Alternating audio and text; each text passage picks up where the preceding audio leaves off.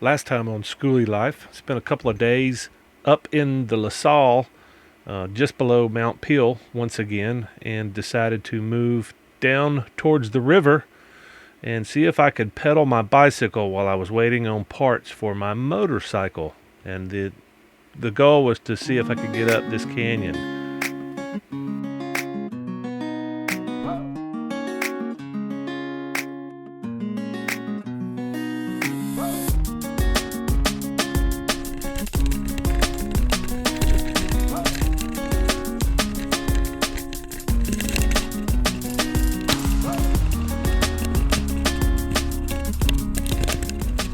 I am not going to lie, this was some hard pedaling. It's kind of hard to tell how much uphill pedaling I'm doing.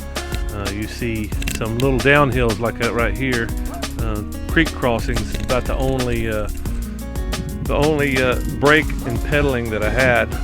And there was quite a few creek crossings. Same creek, Onion Creek, but had to go across it several times.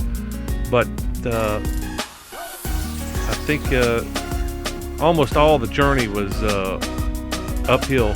Was trying to get on top of this plateau. Got almost to the top of the plateau before I decided it was time to turn around. But it was great exercise until I got to my turnaround point. I am in Onion Creek Canyon. I'm guessing it's Onion Creek Canyon because that's Onion Creek right there. And I'm doing some time lapse of Totem Pole right there. And it is certainly windy in this canyon. It's been windy all morning, but in gusts, it's like a wind tunnel in here. It's very amazing. I'm trying to get up about 5 miles up the canyon to some old mines. I'm not sure what's going to be there. They just may be marked on the map, and they may just be collapsed or blown up or gated or whatever. So I don't know till I get up there. But I'm so gassed coming up. I'm 1.5 miles, 2 miles up. Riding this bicycle has about killed me because I haven't really seriously pedaled. 15 years, 20 years. Let's see, late 90s, early 2000. Yeah, I haven't pedaled in a long time. And well, seriously, I've pedaled on flats, and anytime I hit a hill, I go, ha, time to turn around. And that's about what I'm doing now, is trying to figure out, I'm just completely gassed. I don't have any wind. My legs are not quite shot. I've probably got a little bit further to go with my legs, and I can always walk out. And worst case scenario, walk uphill, coast downhill on the bike if I don't crash. I'm just worried about physically being able to get on the bike because I'm so gassed. I'm kind of drunk, and I'm not. Riding a bike when you're an old man is just not as easy as it was when you were a kid. I think it's about time for me to get one of those tricycles with a big basket on the back. I always thought it's weird. Motorcycles.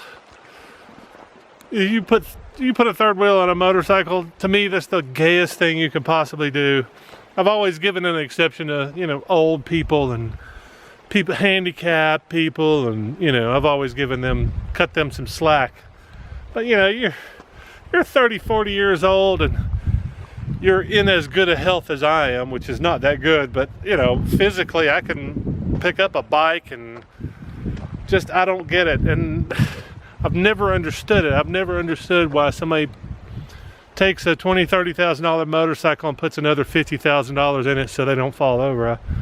Just get a freaking convertible. That's what I'm gonna do. If I want the wind in my hair and I can't pick up my bike, and I don't know, it could happen 5 years from now. It could happen next week when I'm riding. I could be crippled. I'm damn sure you're not gonna see me on a trike. It's just not gonna happen. I'll get a Miata and get some handlebars. I'll build something. I'll build a dune buggy and put some handlebars on it. You're not gonna see me on a trike. It's just But on the other hand, I've always thought that trikes that you pedal are cool. Anyway, and everybody else, with their brand new shiny fucking $80,000 stupid trikes that still can't ride it. They still can't ride it. That probably is my biggest issue. You can't ride a trike.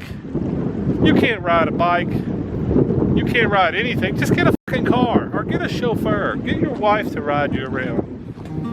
Fuck.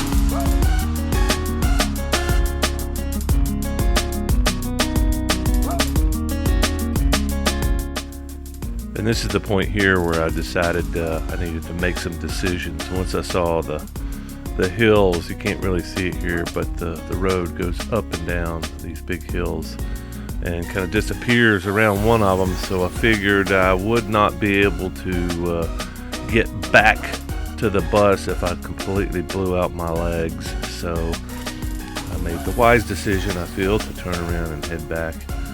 But it was a great journey, even though I didn't get to the mine shafts that I was looking for. Not even sure that there was anything that still existed except on a map. A lot of times they lock these things up or blow them up. At least in the South, they don't like people exploring caves or mine shafts or anything like that. So they protect the public from themselves. But anyway, I was exhausted by the time I got back to the bus, but sure was fun enjoying the day of pedaling in some beautiful canyons and beautiful scenery. And I completely soaked my shoes, but it was totally worth it. I think my took a few times to wash all that red clay, mud, sand out of my shoes and off my legs, but it was a blast, and I highly recommend, at least if you're not going to pedal, maybe do some hiking up through here. And this place is just covered up with adventures. And after I put my bike back on the bus, I was ready to jet out. I spent the night, but before I went to sleep, I spent a few minutes with a British couple that was pulling a custom-built trailer, which is a high-clearance trailer. Fascinating. She had this great story of running into a man with a machine gun at a checkpoint. Had it pointed at her head, and she said, "But I'm British." And the guy pulled the weapon. It was a great story. Anyway, great day to pedal and spend the night out in this great area.